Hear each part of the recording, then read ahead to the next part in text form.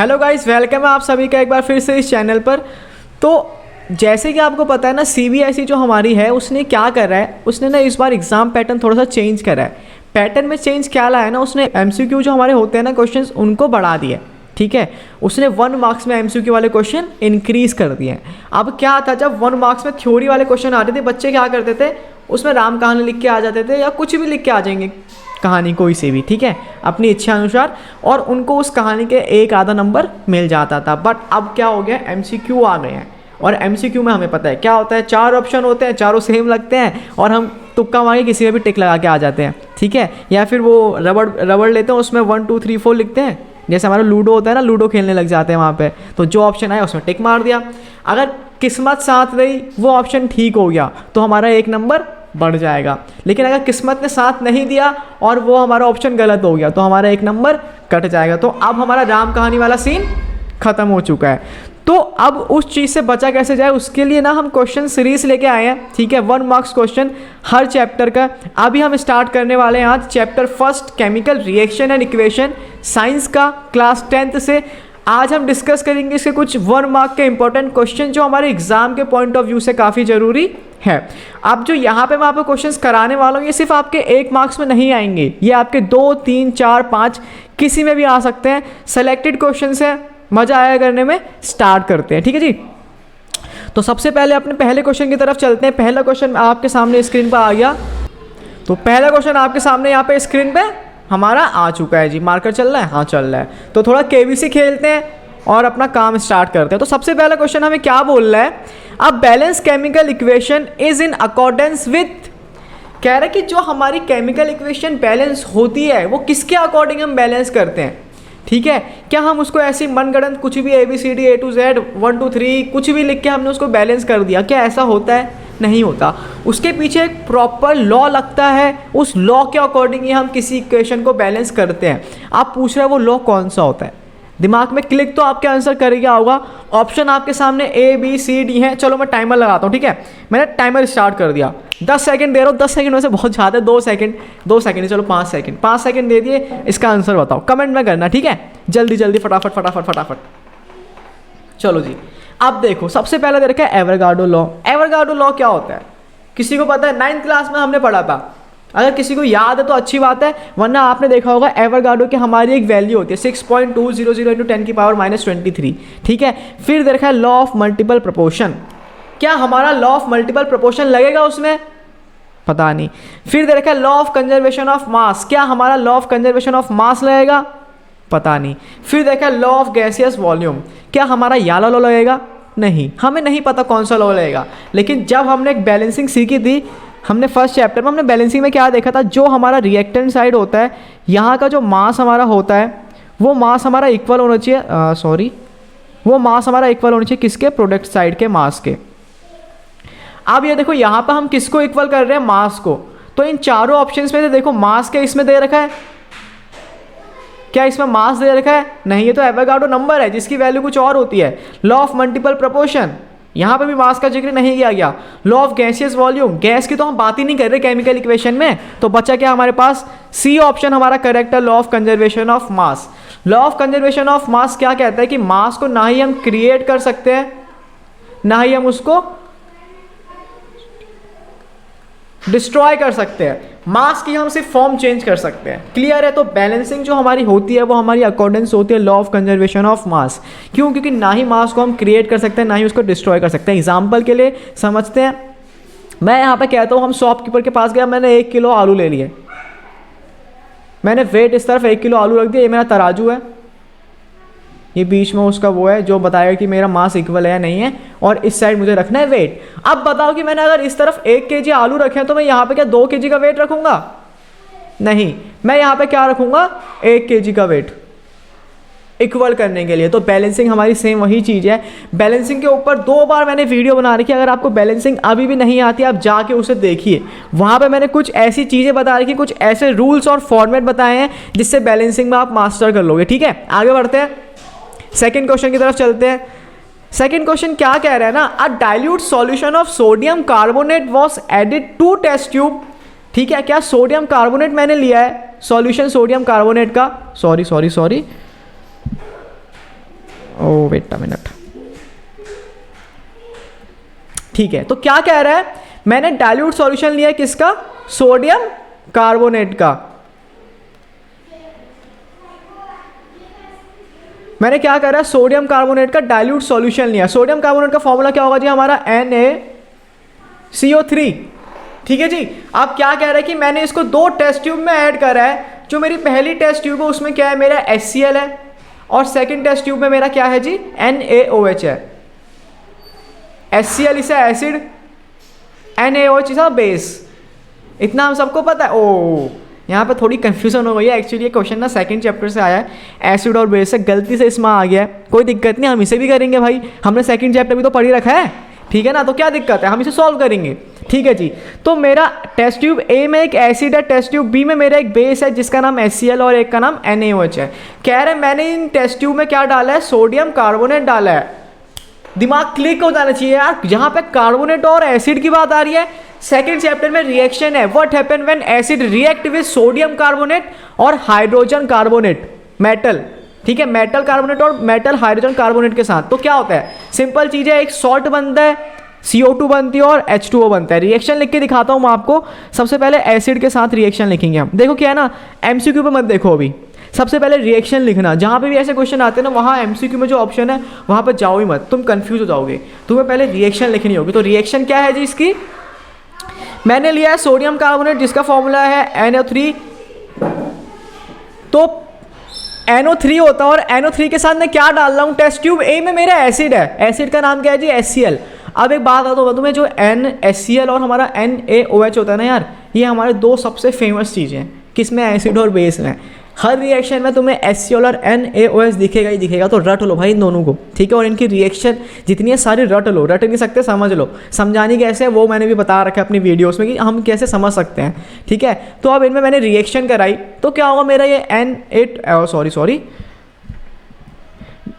मेरा जो ये N है ये टूटेगा N में और CO3 नेगेटिव में, सॉरी, और HCl टूटेगा मेरा किस में, H+ और Cl नेगेटिव, इतना हम सबको पता है। अब इसमें रिएक्शन आगे बढ़ेगी तो हमें मिलता है एक सॉल्ट, साथ में मिलता है थोड़ा सा CO2 और साथ में थोड़ा H2O मतलब जल, ठीक है जी। अब जो मुझे सॉल्ट मिल रहा है ये कौन सा मिलेगा, यहाँ से मेरे Na उठ के आया, यहाँ से मेरा Cl उठ के आया, तो मेरा सॉल्ट बन गया NaCl।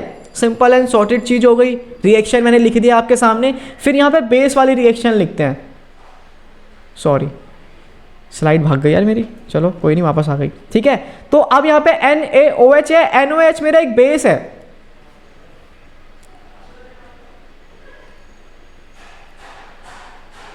NaOH मेरा एक बेस है। तो ये बेस है, हमने देखा था कि जो हमारा एसिड है जब मेटल कार्बोनेट के साथ रिएक्शन करता है तो एक सॉल्ट और CO2 और H2O मिलता है, बट ये केस हमारा बेस के ऊपर इंप्लीमेंट नहीं होता। तो बेस हमारा कोई रिएक्शन करेगा ही नहीं, किसके साथ, सोडियम कार्बोनेट के साथ। तो यहाँ पर हम ऑप्शंस देखते हैं। हमने रिएक्शन देख ली कि बेस तो रिएक्शन नहीं कर रहा बट एसिड कर रहा है।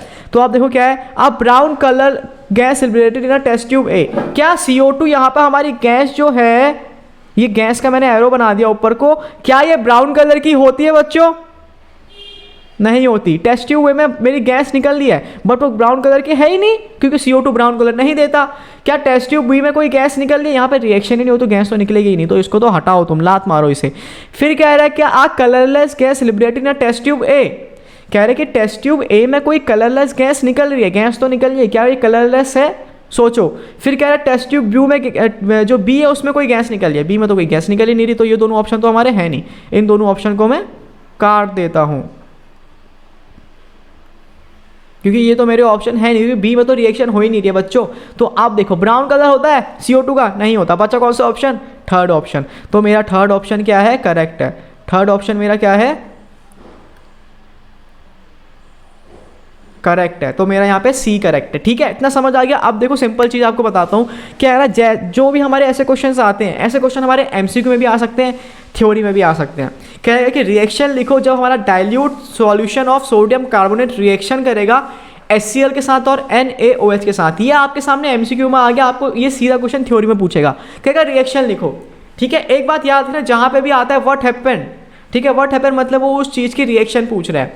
तो आप रिएक्शन लिखोगे तो आप सोडियम कार्बोनेट हमारा क्या है, एक मेटल का कार्बोनेट है, और HCl हमारा एक एसिड है। दिमाग में क्लिक होना चाहिए कि एसिड जब मेटल कार्बोनेट के साथ रिएक्शन करेगा तो क्या होगा, दिमाग में क्लिक हो गया, रिएक्शन लिख दी। बट हमें पता है कि बेस के साथ हमारा मेटल कार्बोनेट रिएक्शन करता ही नहीं है, तो वो तो रिएक्शन है ही नहीं, सिंपल चीज़ है। तो आप देखो, मैं आपको स्टार्टिंग में ही कह रहा था जो क्वेश्चन मैं दूंगा ये सिर्फ MCQ के बेसिस के लिए जरूरी नहीं है, ये हमारे थ्योरी के लिए भी काफ़ी ज़्यादा जरूरी है। तो सेकंड क्वेश्चन पर बढ़ते हैं आप। और अपने सभी स्टूडेंट्स को एक जरूरी इन्फॉर्मेशन मैं देना चाहता हूं कि अनअकैडमी अपने प्लेटफॉर्म पे एक फीचर लेके आया है जिसका नाम है अनअकैडमी आस्क अ डाउट, जिसके तहत आप अपने अनलिमिटेड डाउट्स 24/7 अनअकैडमी से पूछ सकते हैं। साथ साथ एक नया ऑफर आप सभी स्टूडेंट्स के लिए कि अगर आप अनअकैडमी पर अपने कोई भी 7 डाउट्स या 7 से ज़्यादा डाउट्स अनअकैडमी पर एक दिन में पूछ लेते हैं तो अनअकैडमी आपको 1 महीने का क्रिएटिव कॉर्नर का एक्सेस फ्री ऑफ कॉस्ट दे देता है। जिससे क्रिएटिव कॉर्नर के बारे में नहीं मालूम उन्हें मैं बता दूं कि अगर आप पढ़ाई के अलावा अपनी बाकी स्किल्स को भी इम्प्रूव करना चाहते हैं, जैसे म्यूज़िक हो गया, पब्लिक स्पीकिंग हो गया, रोबोटिक्स हो गया, या फिर कोई और भी कोई स्किल अगर आप अपने अंदर लाना चाहते हैं तो उसको आप अनअकैडमी क्रिएटिव कॉर्नर पर सीख सकते हैं। तो उसके लिए आपको करना क्या होगा, अनअकैडमी आस्क अ डाउट पर आपने एक दिन में 7 या 7 से ज़्यादा डाउट्स पूछने होंगे तो आपको अनअकैडमी क्रिएटिव कॉर्नर का 1 महीने का एक्सेस फ्री ऑफ कॉस्ट मिल जाएगा। साथ साथ ये भी बताना चाहूँगा कि अनअकैडमी आस्क अ डाउट पर डायरेक्टली पहुँचने के लिए हमने इस वीडियो के डिस्क्रिप्शन में ही लिंक दे दिया है, तो आप वहाँ पर क्लिक करके सीधा इस अपने सभी डाउट्स को अनअकैडमी से पूछ सकते हैं। साथ साथ जो नए यूज़र होंगे वो हमारे रेफरल कोड ACLIVE ACLIVE को यूज़ करके भी इस ऑफर को अनलॉक कर सकते हैं। तो अब यहाँ पे क्वेश्चन नंबर 3 हमारे सामने क्या है, एक सब्सटेंस है हमारे पास जो क्या कर रहा है, खुद को तो ऑक्सीडाइज कर रहा है और दूसरों को रिड्यूस कर रहा है। बहुत तेज चल रहा है, कोई बात नहीं, इसको चलने तो तेज, हम भी तेज चलेंगे, इसे सॉल्व करेंगे। तो कह रहा है कि वो हमारा क्या होगा, ऑक्सीडाइजिंग एजेंट होगा, रिड्यूसिंग एजेंट होगा, बोथ ऑफ दिस होगा या नन ऑफ दिस होगा। आप एक चीज़ देखो, मैं आपके सामने एक रिएक्शन लिखता हूँ बच्चों, इसको समझाने के लिए। मैंने आपके सामने एक रिएक्शन लिखी, क्या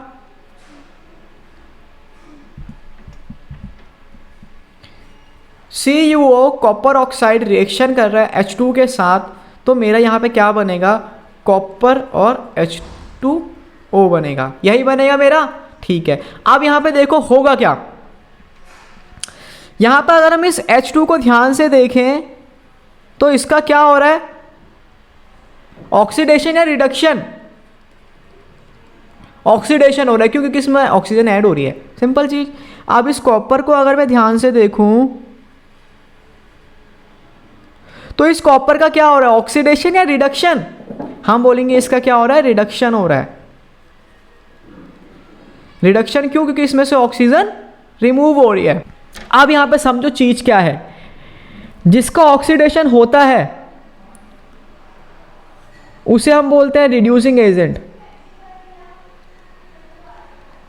ठीक है, और जिसका रिडक्शन होता है उसे हम बोलते हैं ऑक्सीडाइजिंग एजेंट। समझ नहीं आया, कोई बात नहीं, मैं एक बार और समझाऊंगा। अब देखो सिंपल चीज है, मैंने क्या कहा कि कॉपर का क्या हो रहा है, रिडक्शन हो रहा है, तो जो इसके सामने वाला एलिमेंट होगा वो क्या होगा,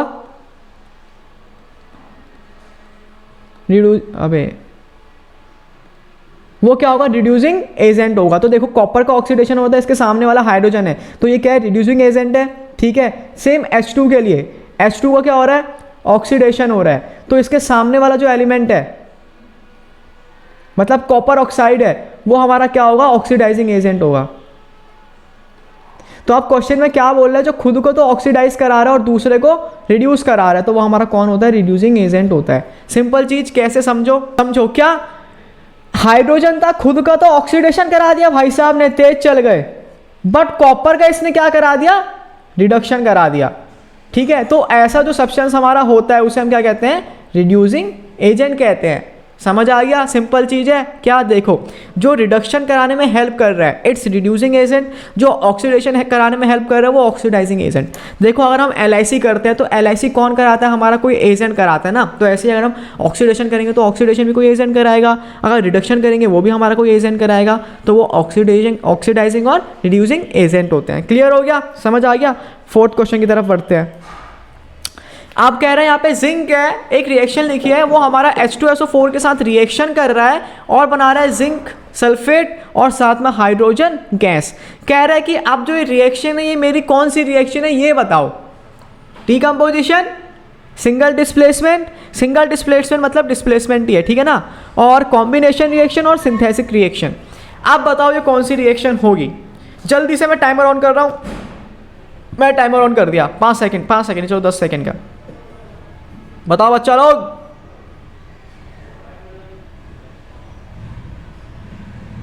चलो देखो क्या होता है ना, अगर आपने इस चैनल पर वीडियोस देखी हैं तो आप इस क्वेश्चन को बड़े इजीली कर लोगे। ये मेरी रिएक्शन है कौन सी, मैं टिक लगाता हूं सही आंसर पे, सिंगल डिस्प्लेसमेंट रिएक्शन। कौन सी रिएक्शन है, सिंगल डिस्प्लेसमेंट रिएक्शन।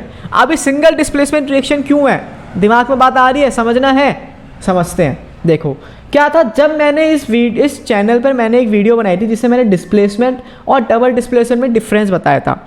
मैंने एक डिफरेंस क्या बताया था, अभी दोबारा सुन लो आप इस डिफरेंस को, दोबारा नहीं बताऊंगा मैं इसके बाद, वैसे तुम बोलोगे तो बता भी दूंगा। सबसे पहले डिस्प्लेसमेंट देखते हैं। डिस्प्लेसमेंट रिएक्शन में क्या होता है ना, हमारा रिएक्टेंट साइड में एक एलिमेंट होता है, सॉरी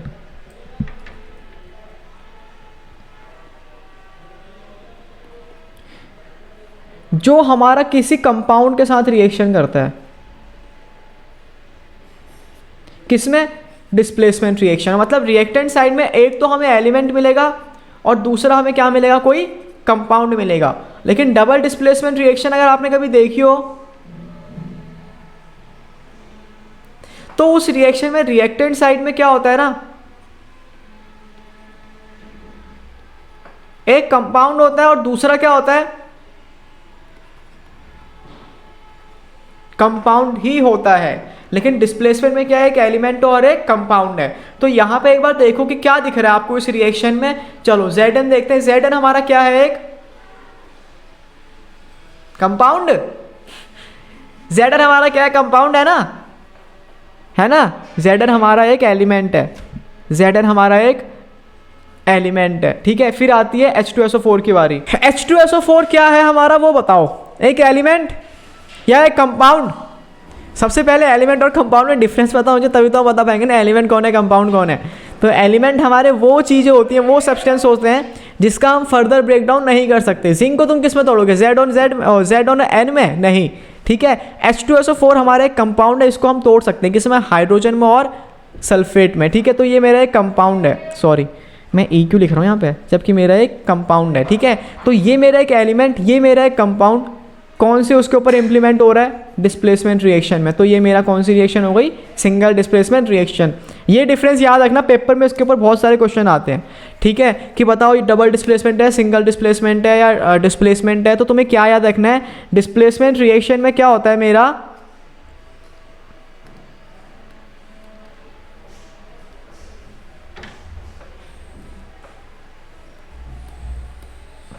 डिस्प्लेसमेंट रिएक्शन में मेरा क्या होता है, एक एलिमेंट होता है और एक कंपाउंड होता है। और डबल डिस्प्लेसमेंट रिएक्शन में मेरा क्या होता है, दोनों कंपाउंड होते हैं। ये सिंपल डिफरेंस याद रखना, आप कभी इसमें मात नहीं खा पाओगे, ठीक है। आगे बढ़ता हूं अब फिफ्थ क्वेश्चन पे। हमारे फिफ्थ क्वेश्चन मुझे क्या कह रहा है, what happen when copper road is dipped in iron.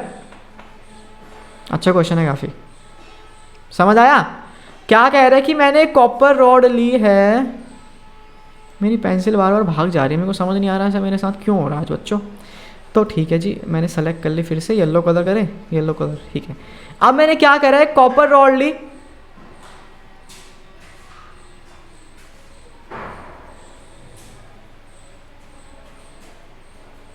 और इस कॉपर रॉड को मैंने आयरन में एक सॉल्यूशन लिया जिसका नाम क्या है, जिसमें क्या है, आयरन है।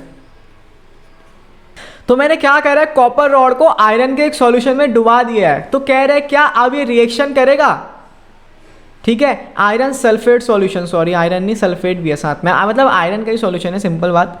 कह रहा है क्या इसमें कोई रिएक्शन होगी, पूछ रहा है कौन सी रिएक्शन होगी, क्या कॉपर डिस्प्लेस करेगा आयरन को, या blue colour of copper sulphate solution is obtain, क्या हमें ब्लू कलर का कॉपर सल्फेट सॉल्यूशन मिलेगा, या कोई रिएक्शन होगी या ना होगी, या जो हमारी रिएक्शन होगी वो एक्सोथर्मिक होगी। आप पूछ रहे हैं इनमें से कौन सा ऑप्शन सही है, मुझे वो बताओ। कैसे पता करें भाई, अब हम कैसे पता करें? तो मैं इसके लिए यहाँ पे एक चीज़ लिख रहा हूँ, ध्यान से देखना।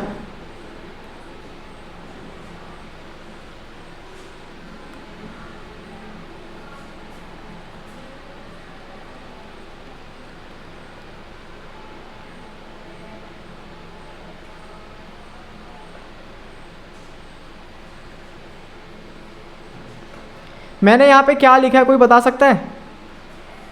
किसी को पता है? तो मैंने यहाँ पे क्या लिखा है, कोई बता सकता है? किसी को पता है? ये मेरी क्या है, रिएक्टिविटी सीरीज।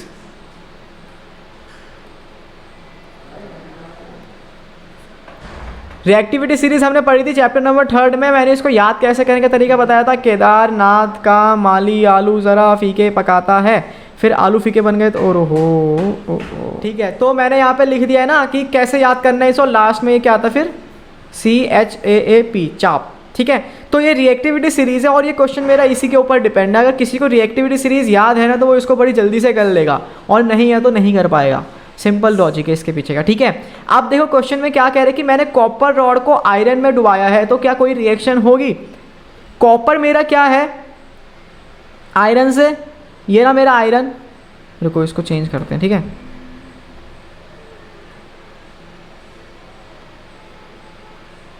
रिएक्टिविटी सीरीज में मेरा आयरन ऊपर आ रहा है और कॉपर क्या आ रहा है, नीचे आ रहा है। तो कॉपर इस आयरन को डिस्प्लेस नहीं कर पाएगा, ठीक है। अगर यहाँ पे लिखा होता ना कि आयरन ने कॉपर को डिस्प्लेस करा है तो मेरी ये वाली रिएक्शन ठीक होती, जबकि यहाँ पे क्या लिखा है, copper displace iron, but copper तो आयरन को डिस्प्लेस करेगा ही नहीं। क्यों? क्योंकि वो इससे लीस्ट रिएक्टिव एलिमेंट है। फिर कह रहा है blue colour of copper solution is obtain. अब हमें पता है जो हमारा कॉपर सल्फेट होता है ब्लू कलर का होता है, ठीक है। तो वो हमें ब्लू मिलेगा ही नहीं, क्यों? क्योंकि रिएक्शन करेगा ही नहीं। दूसरा रिएक्शन इज एक्सोथर्मिक, रिएक्शन ही नहीं कर पाएगा मेरे भाई। तो कौन सा ऑप्शन है यहाँ पे, थर्ड ऑप्शन हमारा ठीक है। क्यों? क्योंकि जो हमारा कॉपर है वो लीस्ट रिएक्टिव एलिमेंट है, जबकि आयरन हमारा हाईली रिएक्टिव एलिमेंट है। तो कॉपर आयरन के साथ रिएक्शन करेगा ही नहीं। सेम सिचुएशन अगर मैं ये बनाता कि मैंने कॉपर सल्फेट का सॉल्यूशन लिया और मैंने इसमें आयरन की रॉड डाली है, तब यहाँ पे रिएक्शन होती, लेकिन इस वाले केस में रिएक्शन नहीं होगी। क्यों? क्योंकि जो हमारा कॉपर है लीस्ट रिएक्टिव एलिमेंट है। कॉपर क्या है हमारा, लीस्ट रिएक्टिव एलिमेंट है, और जो हमारा आयरन है वो क्या है, हमारा हाईली रिएक्टिव एलिमेंट है, क्योंकि रिएक्टिविटी सीरीज में वो कॉपर से ऊपर आता है। ये चीज़ था इस क्वेश्चन में। इस क्वेश्चन में तुम्हें कुछ नहीं करना, खाली रिएक्टिविटी सीरीज याद रखनी है, ठीक है मेरे भाई। आगे बढ़ते हैं हम, ठीक है। तो क्वेश्चन मेरा क्या कह रहा है कि a student added dilute HCl to a test tube contain zinc granules and made the following observation. कह रहा है मेरा क्या कर रहा है कि स्टूडेंट ने डाइल्यूट HCl लिया, उसमें मेरे सॉल्यूशन में कॉपर के टुकड़े, जिंक के टुकड़े डाल दिए। क्या डाल दिया इसमें उसने, जिंक डाल दिया, ठीक है। ये क्या डाल दिया उसने, जिंक। कह रहा है अब उसे क्या ऑब्जर्वेशन मिलेगी वो बताओ। सबसे पहले तो इसके रिएक्शन लिखनी ज़रूरी है। HCl है, उसने जिंक लिया था और रिएक्शन कराई थी, तो क्या होगा, मेरा जो ये जिंक है ये इस H से क्या है, मेरा हाईली रिएक्टिव एलिमेंट है। तो ये क्या करेगा, इसको इसकी जगह से डिस्प्लेस करके बनाएगा ZnCl2 और साथ में हाइड्रोजन गैस। देखो रिएक्टिविटी सीरीज में देखते हैं, ये रहा मेरा जिंक, ये रहा मेरा हाइड्रोजन। तो हाइड्रोजन क्या है, मेरा लीस्ट रिएक्टिव एलिमेंट है, और कॉपर मेरा हाईली रिएक्टिव एलिमेंट है। तो कॉपर क्या करेगा, जिंक क्या करेगा, मेरा हाइड्रोजन को उसकी जगह से डिस्प्लेस करेगा और खुद उसकी जगह पर आके बैठ जाएगा। तो ये मेरी क्या है, डिस्प्लेसमेंट रिएक्शन है, ठीक है। अब ये से पूछ रहा हूँ ऑब्जर्वेशन क्या है। यार ऑब्जर्वेशन के लिए यहाँ पे देखो तुम क्या देख सकते हो, पहले हमें ऑप्शंस पढ़ने पड़ेंगे। The zinc surface become dull and black, क्या ऐसा होता है जिंक के साथ? नहीं होगा, उसका कलर चेंज नहीं आएगा। क्यों? क्योंकि जिंक हाईली रिएक्टिव एलिमेंट है। A gas evolve with a Brunt with a pop sound, देखते हैं। द सॉल्यूशन रिमेन कलरलेस, क्या हमारा सॉल्यूशन कलरलेस रहेगा? नहीं रहेगा। The solution become green in colour, नहीं, हमारा ग्रीन कलर भी नहीं होगा, ठीक है। तो यहाँ पर हमारा कौन सा ऑप्शन है, सेकंड ऑप्शन। अब सेकंड ऑप्शन सही क्यों है वो देखो, उसने बोला कि ऑब्जर्वेशन बताओ। ऑब्जर्वेशन मतलब क्या है कि तुम इस रिएक्शन में देख के क्या तुम्हें उसमें चेंज आया, तुमने उसमें क्या ऐसा देखा कि जिसमें तुम्हें लगा कि हाँ रिएक्शन मेरी आगे बढ़ रही है। तो आप देखो यहाँ पे ना हाइड्रोजन गैस निकल दिया। अगर हमने सेकंड चैप्टर पढ़ा था तमीज़ से, तो उसमें हमने एक टेस्ट देखा था जिसका नाम था पॉप साउंड टेस्ट। तो यहाँ पे देखो गैस कौन सी निकल लिया, हाइड्रोजन गैस, और हाइड्रोजन गैस का टेस्ट क्या होता है, पॉप साउंड टेस्ट। कौन सा टेस्ट है, पॉप साउंड टेस्ट। तो यहाँ पे मेरा क्या होगा, gas evolve with a Brunt with a pop sound. तो मेरा ऑप्शन बी क्या है, करेक्ट है। अब यहाँ पे बात यह आती है, ये क्वेश्चन है हमारा, आप कहोगे सेकंड चैप्टर का, बट यहाँ पे सेकंड चैप्टर से पहले हमारा फर्स्ट चैप्टर आएगा। क्यों? क्योंकि ये रिएक्शन कौन से, डिस्प्लेसमेंट रिएक्शन है। अगर हमें रिएक्शन बनाने ही नहीं आई तो हम इसमें बता ही नहीं पाएंगे ऑब्जर्वेशन क्या हो रही है, ठीक है। तो इसलिए हमें डिस्प्लेसमेंट रिएक्शन के बारे में पता होना चाहिए, डबल डिस्प्लेसमेंट के बारे में पता होना चाहिए, डीकम्पोजिशन के बारे में पता होना चाहिए और कॉम्बिनेशन के बारे में पता होना चाहिए, ठीक है। अब हमने चैप्टर सारे पढ़ चुके हैं, तो हमारे हर क्वेश्चन कहीं ना कहीं पे क्या होंगे, लिंक होंगे। तो आपको सेकंड चैप्टर फर्स्ट में मिलेगा, फर्स्ट चैप्टर सेकंड में मिलेगा, थर्ड भी सेकंड फर्स्ट में मिलेगा। ये चीज़ें हमारी होती रहती हैं, फाइनल पेपर में आपको ऐसा देखने को बहुत कुछ मिलेगा, ठीक है। आगे बढ़ते हैं हमारा 7 क्वेश्चन की तरफ। 7 क्वेश्चन क्या है, पढ़ो। A dilute solution of sodium carbonate was added to, ये मेरे को लग रहा है क्वेश्चन रिपीट हो गया है। अच्छा, ये क्वेश्चन हमारा पहले की तरह रिपीट हो गया, तो इसको हम कैंसिल कर देंगे, ठीक है। हम आगे बढ़ते हैं सीधा अगले क्वेश्चन पे, 8 क्वेश्चन पे जाएंगे अब हम। ये क्वेश्चन थोड़ा अच्छा लग रहा है मेरे को। एक इक्वेशन दे देखिए, इक्वेशन क्या है, Cu + XHNO3, फिर रिएक्शन आगे बढ़ रही है तो मुझे क्या मिल रहा है, CuNO3 का होल ट्वाइस, फिर YNO2 और 2H2O। तो क्या कह रहा है क्वेश्चन में, X और Y की वैल्यू निकालो। ये तो मैथ से क्वेश्चन आ गया नहीं, ये मेरा किसी से क्वेश्चन है बैलेंसिंग का, बैलेंसिंग का क्वेश्चन है मेरा। यहाँ पर हमने बैलेंसिंग तो सीख चुके हैं, तो इसको सॉल्व करने में हमें दिक्कत नहीं होगी। तो सबसे पहले हम क्या करेंगे, यहाँ पे रिएक्टेंट साइड लेंगे और यहाँ पर हम लेंगे प्रोडक्ट साइड। रिएक्टेंट साइड में हमारा क्या है, कॉपर है और H है। और रुको, मैं इसको ऐसे नहीं कराऊंगा, थोड़ा पहले मैं आपसे कुछ पूछना चाहता हूँ, ठीक है। तो अब जब हम बैलेंसिंग करते हैं उसमें हमने कुछ रूल देखे थे ना। रूल क्या थे, सबसे पहले हम किसको बैलेंस करते हैं, हाइड्रोजन को, फिर ऑक्सीजन को, फिर मेटल को और फिर नॉन मेटल को। क्या यही रूल था? बताओ, कमेंट बॉक्स में बताओ, क्या रूल मैंने सही लिखा है? बताओ बच्चों, मेरा ये रूल गलत है। रूल हमारा क्या था, रूल हमारा था सबसे पहले हम या तो मेटल या नॉन मेटल को बैलेंस करते हैं फर्स्ट स्टेप में। सेकंड स्टेप में हम जाते हैं हाइड्रोजन के पास, और जैसे ही हम हाइड्रोजन को बैलेंस करते हैं फिर हम देखते हैं कि नॉन मेटल डिस्टर्ब तो नहीं हो गए, ठीक है। फिर थर्ड और लास्ट जो हमारे पास बैलेंस के लिए बचता है वो हमारा बचता है ऑक्सीजन। तो जब हमारे ये दो ऑप्शन हमारे एलिमेंट हो गए, ये दो स्टेप हमारे बैलेंस हो गए हैं, ठीक है, फिर हम आएंगे ऑक्सीजन के पास, और जब ऑक्सीजन को बैलेंस करेंगे तब हम ऊपर देखेंगे कहीं हमारा हाइड्रोजन अनबैलेंस तो नहीं हो गया, कहीं हमारा मेटल नॉन मेटल तो अनबैलेंस नहीं हो गया। तो इस सीरीज़ में हम बैलेंसिंग करते हैं तभी जाके हमारी बैलेंसिंग परफेक्ट होती है। अब क्या है ना, जो नॉर्मल क्वेश्चंस होते हैं, नॉर्मल इक्वेशंस होती है, उसमें क्या होता है, तुम कैसे भी कर लो बैलेंस हो जाती है। बट जैसे जैसे लेवल हमारा बढ़ता है इक्वेशंस का, तो हमें ये फॉर्मेट फॉलो करना पड़ता है। अगर तुमने ये फॉर्मेट फॉलो नहीं करा तो कहीं ना कहीं पे एक क्वेश्चन ऐसा आएगा जहाँ पे तुम क्या हो जाओगे, अटक जाओगे और तुम अपना नंबर गवा दोगे। समझ आ गया? तो चलो बैलेंसिंग करते हैं जी। बैलेंस करने के लिए मैं क्या करूँगा, सबसे पहले रिएक्टेंट साइड देखूंगा और प्रोडक्ट साइड देखूंगा। रिएक्टेंट साइड में मेरे पास कॉपर है, फिर मेरे पास हाइड्रोजन है, फिर मेरे पास नाइट्रोजन है, फिर मेरे पास ऑक्सीजन है, और प्रोडक्ट साइड में मेरे पास सेम है। सबसे पहले मैं कॉपर को बैलेंस करता हूँ। तो कॉपर मेरे पास रिएक्टेंट साइड में कितने, एक बार चेक करो, 0 नहीं है। कितने हैं मेरे पास, 1, जिसके आगे कुछ नहीं होता उसके आगे 1 होता है। और सेम प्रोडक्ट साइड में मेरे कितने कॉपर हैं, 1। तो कॉपर मेरा क्या है, बराबर है। कॉपर मेरा क्या है, बराबर। फिर बारी आती है हाइड्रोजन की, नहीं आएगी। किसकी आएगी, नाइट्रोजन की। क्यों? क्योंकि हमें मेटल और नॉन मेटल को पहले बैलेंस करना है, फिर जाके हाइड्रोजन पर जाना है। तो सबसे पहले नाइट्रोजन देखो, इस साइड कितने हैं मेरे, नाइट्रोजन 1 या 0। और प्रोडक्ट साइड में मेरे कितने नाइट्रोजन, एक बार चेक करें कितने हैं। मैं ऑप्शन दे रहा हूँ आपके सामने, मैं खुद बताऊँ कितने हैं, 1, 0, 3, 6। इनमें से बताओ कितने नाइट्रोजन मेरे प्रोडक्ट साइड में हैं, जल्दी बताओ फटाफट। टोटल नाइट्रोजन बताओ कितने हैं, जल्दी से जल्दी से, जल्दी बताओ। चलो मैं लिख देता हूँ कितने हैं, ठीक है। तुमने तो ऑप्शन लिखा नहीं होगा, मेरे को जहाँ तक यकीन है। किसी ने लिखा होगा तो अच्छी बात है। कितने नाइट्रोजन है मेरे, एक बार गिने। ये देखो, ये जो मेरा 2 है ना, ये मेरा इस O के साथ भी मल्टीप्लाई है और साथ ही साथ इस N के साथ ही मल्टीप्लाई। तो 2 तो मेरे यहाँ पे हो गए। और कहीं पर नाइट्रोजन दिख रहा है, हाँ यहाँ पे दिख रहा है।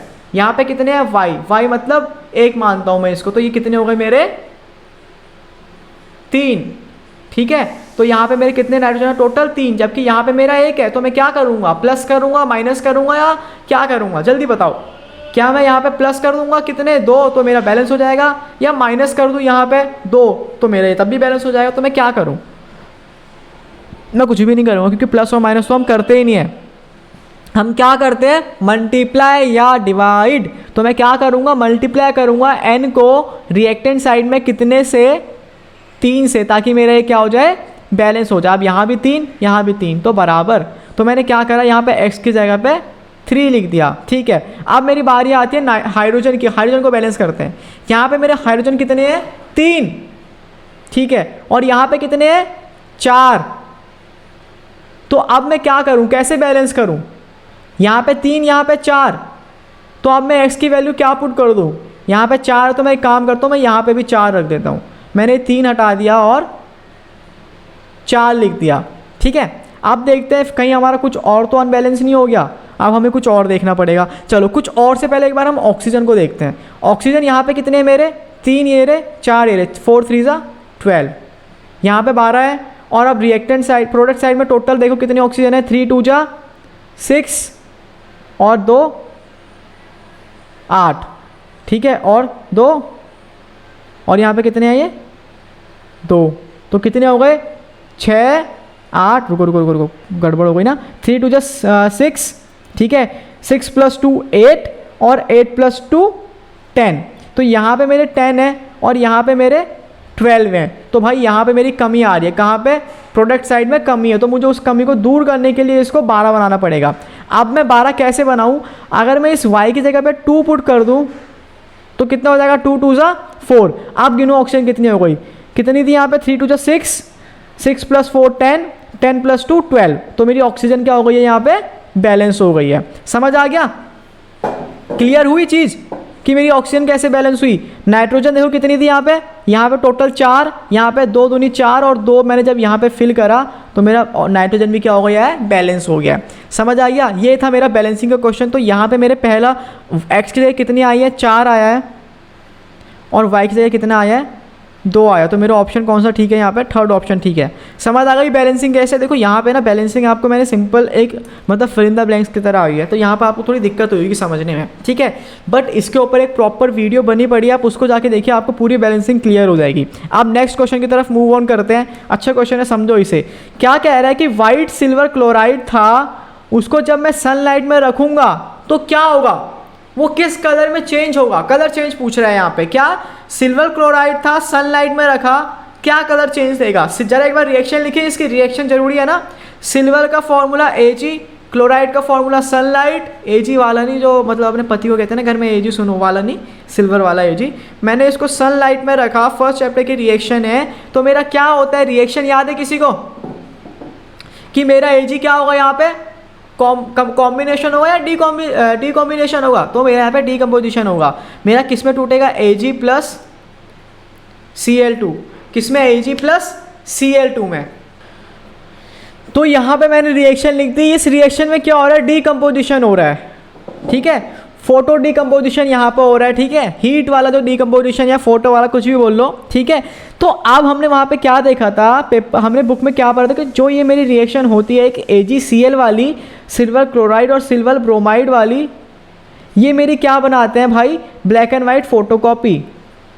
ब्लैक एंड वाइट फोटोकॉपी में मेरी ये दो रिएक्शन यूज़ होती है। लेकिन यहाँ पे हमसे ये नहीं पूछ रहा, यहाँ पे हमसे पूछ रहा है कलर कौन सा मिलेगा, ठीक है। सिल्वर क्लोराइड हमारा वाइट कलर का होता है, ठीक है। तो हमें वाइट तो वापस नहीं मिलेगा, रेड कलर मिलेगा, नहीं मिलेगा, येलो कलर ये भी नहीं मिलेगा। हमें क्या मिलता है, ग्रे कलर।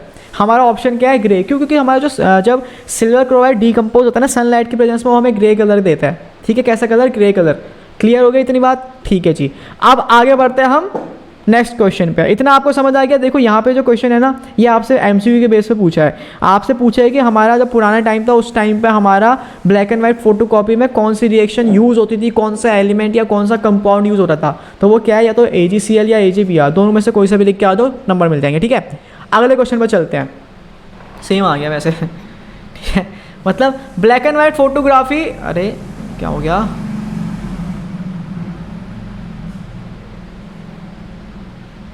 कह रहा है ब्लैक एंड वाइट फोटोग्राफी क्या यूज़ करती है। ब्लैक एंड वाइट फोटोग्राफी में हमारा क्या यूज़ होता है। सबसे पहले डीकम्पोजिशन ऑफ सिल्वर क्लोराइड, क्या हमारा सिल्वर क्लोराइड का डीकम्पोजिशन होता है, क्या हमारा सिल्वर ब्रोमाइड का डीकम्पोजिशन होता है, या हमारा दोनों का डीकम्पोजिशन होता है, या हमारा किसी का डीकम्पोजिशन नहीं होता ब्लैक एंड वाइट फोटोग्राफी में। इससे पहले वाला सेम क्वेश्चन था, आपने अगर देखा हो याला, ठीक है, यही आपका यहाँ पे पूछ लिया, जैसे मैंने आपको कहा था ना वैसे ही यहाँ पे मैंने पूछ लिया। चलो इसको ऑप्शन मुझे जल्दी बताओ आप 10 सेकंड के अंदर।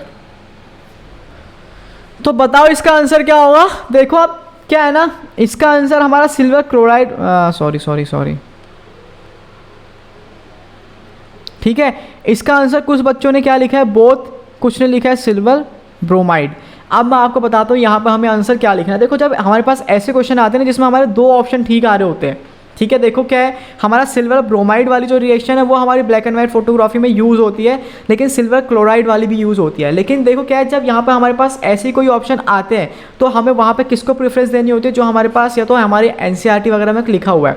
देखो तो हमारा यहाँ पे क्या था, ब्लैक एंड वाइट फोटोग्राफी में हमारा सिल्वर क्लोराइड तो यूज़ होता है, पर जो मेनली हमारा सब्सटेंस यूज़ होता है वो होता है सिल्वर ब्रोमाइड वाला। तो यहाँ पर हमारा ऑप्शन बी क्या है, करेक्ट है, होता सिल्वर क्लोराइड भी है, ठीक है, बट सिल्वर क्लोराइड से ज़्यादा जो हम मेन प्रेफरेंस किसको देते हैं, सिल्वर ब्रोमाइड को। तो इस ऑप्शन में हमारा बी ठीक रहेगा, ठीक है। बट अगर आप यहाँ पे बोथ लिख के आओगे तो आपके उसके नंबर भी नहीं काटे जाएंगे, ठीक है। कुछ क्वेश्चंस हमारे ऐसे आ जाते हैं, बट हम प्रीफरेंस किसको देते हैं, जो हमारा पहले लिखा है। पहले क्या लिखा है, बोथ से पहले हमारा सिल्वर ब्रोमाइड लिखा है, ठीक है, तो हम सिल्वर ब्रोमाइड को यहाँ पे प्रेफरेंस देंगे। अगर मैं यहाँ पे सिल्वर क्लोराइड वाला ऑप्शन देता ही नहीं और सिर्फ ये और ये देता और मैं यहाँ पे कुछ और लिख देता, मान लो मैं यहाँ पे लिख देता मैग्नीशियम क्लोराइड लिख देता, मैं कहता मैग्नीशियम क्लोराइड का डीकम्पोजिशन होगा और सिल्वर ब्रोमाइड का डीकम्पोजिशन होगा, तब क्या मुझे ब्लैक एंड वाइट फोटोग्राफी मिलेगी। बट देखो मैग्नीशियम का तो होता ही नहीं, हमें पता है, ठीक है, बचा कौन सा, सिल्वर ब्रोमाइड। तो हम पहले प्रेफरेंस किसको देंगे, सिल्वर ब्रोमाइड को देंगे। तो सेम ऑप्शन यहाँ पे है, ठीक है, तो मेरा ऑप्शन बी क्या है, करेक्ट है। आगे बढ़ते हैं अपने अगले क्वेश्चन की तरफ। अगला क्वेश्चन मेरे सामने स्क्रीन पर आ गया है। अब इस क्वेश्चन को पढ़ते हैं और समझते हैं इसमें क्या होगा। क्वेश्चन क्या कह रहा है, अब powder salt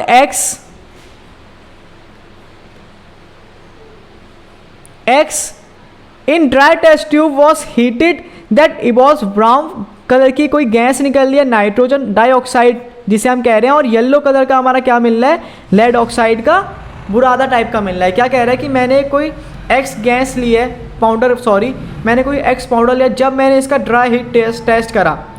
dry heat test मतलब मैंने इसको सूखा जला दिया, मैंने क्या करा, इसको सूखा जला दिया। जलाने के बाद इसमें क्या हुआ, मुझे क्या निकली, नाइट्रोजन जो मेरी गैस थी उससे मुझे गैस मिली, कैसी कलर की, ब्राउन कलर की, ठीक है, और साथ में जो लेड था मेरा उससे मुझे येलो कलर का क्या मिला, वेस्ट मिला। कह रहा है कि इस रिएक्शन में मेरा जो X है पाउडर वो कौन सा है वो बताओ। कह रहा है X बताओ इसमें क्या है। अगर आपको चैप्टर नंबर 1 में डीकम्पोजिशन रिएक्शन याद हो तो डीकम्पोजिशन रिएक्शन में हमने एक रिएक्शन पढ़ी थी किसकी, लेड नाइट्रेट की। आप सिंपल चीज़ देखो, मैं आपको एक चीज़ बताता हूँ, अगर हमें रिएक्शन नहीं पढ़ी ना कैसे पता लगाएंगे। देखो क्या कह रहा है, ब्राउन कलर की फ्यूम्स निकल रही है किसकी, नाइट्रोजन गैस की, ऑप्शन दे रखा है देखो यहीं पे, ठीक है, और साथ में येलो कलर का वेस्ट मटेरियल मिल रहा है किसका, लेड ऑक्साइड का। जरा ऑप्शन में आना है एक बार मेरे साथ, ये क्या लिखा है, magnesium sulphate, calcium carbonate, copper oxide. कहीं पे भी नाइट्रोजन या लेड दिख रहा है किसी भी ऑप्शन में, तीनों में से, इन तीनों में से कहीं भी नहीं दिख रहा। लेकिन एक ऑप्शन हमारे पास ऐसा है जहाँ पर हमें लेड भी दिख रहा है, नाइट्रोजन भी दिख रहा है। तो तुक्का नहीं मारना, दिमाग लगाना और इस वाले ऑप्शन को ठीक करके आ जाना है, ठीक है। तो हमारा ऑप्शन कौन सा ठीक है, लेड नाइट्रेट वाला। जरा इसकी रिएक्शन लिख के दिखाता हूँ मैं आपको। इसमें रिएक्शन में क्या होता है ना, डीकम्पोजिशन रिएक्शन होगी क्या, PbNO3 का होल ट्वाइस, इसको मैंने क्या करा, हीट, ये हीट का सिंबल है। तो मुझे क्या मिलता है, सबसे पहले लेड ऑक्साइड मतलब PbO लेड ऑक्साइड मिला, साथ में नाइट्रोजन गैस कह रहा है, तो नाइट्रोजन गैस मिलेगी मुझे, नाइट्रोजन मिलेगी वो भी किस फॉर्म में मिल रही है, डाइऑक्साइड के फॉर्म में, और साथ में मिलेगी मुझे थोड़ी सी ऑक्सीजन। तो ये मेरी रिएक्शन है, और ये रिएक्शन कौन सी है, डीकम्पोजिशन। समझ आ रहा है। अब जो मेरी ये रिएक्शन है मैंने इसको बैलेंस नहीं करा, इसको बैलेंस आप लोग करो और कमेंट मुझे करके बताओ कि बैलेंस में इसका क्या आएगा। जल्दी से करो, इसको स्क्रीनशॉट ले लो, इसको बैलेंस करो और मुझे कमेंट में बताना। यहाँ पे मैं लिख देता हूँ, यहाँ पे X Y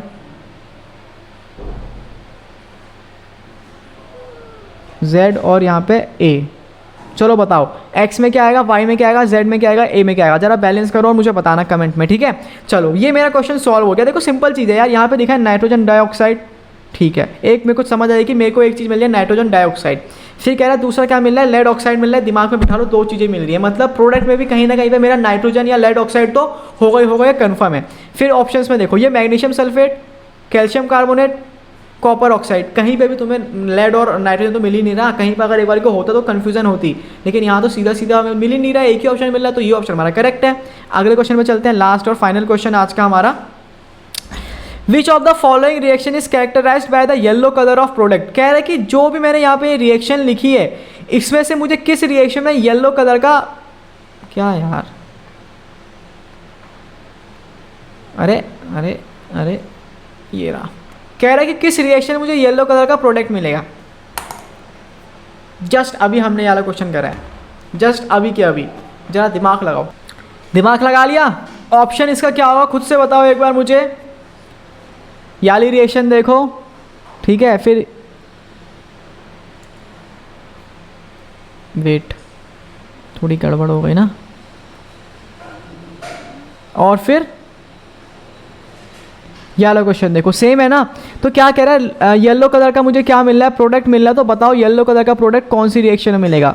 क्या जिंक वाली रिएक्शन में मिलेगा, ठीक है, यहाँ पे हमें मिल नहीं सकता, यहाँ पे कॉम्बिनेशन हो रही है। क्या याली रिएक्शन में मिलेगा, ये डबल डिस्प्लेसमेंट रिएक्शन है हमारी। फिर ये मेरी कौन सी रिएक्शन है, डिस्प्लेसमेंट, ये भी मेरी डिस्प्लेसमेंट। तो इनमें से कौन सी रिएक्शन है मुझे येलो कलर का प्रोडक्ट मिलेगा। क्या मेरा KCl येलो कलर का होगा या मेरा PbO येलो कलर का होगा। हमने पिछली रिएक्शन में देखा कि जो हमारा लेड ऑक्साइड बनता है, ये कैसे कलर का बनता है, येलो कलर का। तो ऑप्शन नंबर सी मेरा क्या है यहाँ पे,